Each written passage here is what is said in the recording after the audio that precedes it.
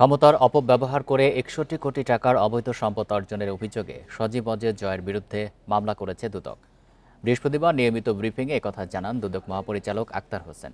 তিনি আরও জানান, সাংবাদিক মুন্নি শাহ তার স্বামীর ১৪ কোটি ১৫ লাখ টাকার জ্ঞাত আয় বহির্ভূত আয়ের সন্ধান পেয়েছে দুদক। বান্ডেল থাকলে প্রতি সেনমানিতে টাকা বাঁচবে। বিকাশ সেনমানি বান্ডেল কিনে জিতুন প্রতি লেনদেনে। বাংলাদেশ না থাকতো।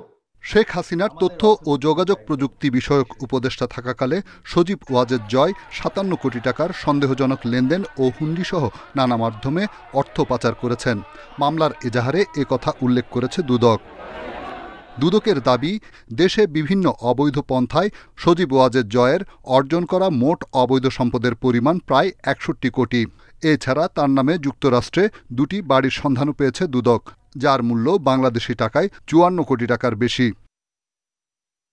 অপরাধ অনুসন্ধানকারী প্রমাণিত হয় তার বিরুদ্ধে সংশ্লিষ্ট ধারায় মামলা রুজুর সিদ্ধান্ত গৃহীত হয়েছে। জনাব সজীব আহমেদ ওয়াজেদের মার্কিন যুক্তরাষ্ট্রে দুটি বাড়ির তথ্য পাওয়া গেছে অনুসন্ধানকালে। এদিকে সাংবাদিক মুন্নি সাহার ১৩ কোটি ৮১ লক্ষ টাকা ও তার স্বামী কবির হোসেন তাপসের ৯ কোটি ৩৪ লক্ষ টাকার জ্ঞাত আয় বহির্ভূত আয়ের সন্ধান পেয়েছে দুদক।